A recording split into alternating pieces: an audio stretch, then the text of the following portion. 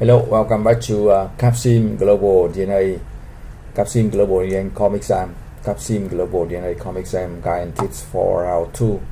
This video for round 2, so remember this CompXM 4 round and 5 quizzes R&D part. So we look at R&D again, so we see the price range 32 and we see the max price for the performance 42, so we reduce the price to for round 2 to sell better. And also we update the product here. You see we update the two products. We have two products in the budget and two products in the performance. We update that and ready to sell from this round. You see ready to sell from round 2, and then we update the product 2 weeks this product should sell better. So we see the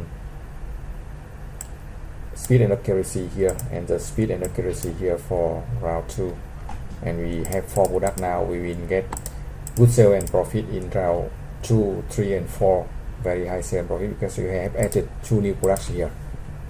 If you have any question, you can send the email or get the free support for round 1. Thank you for watching. Good luck and success.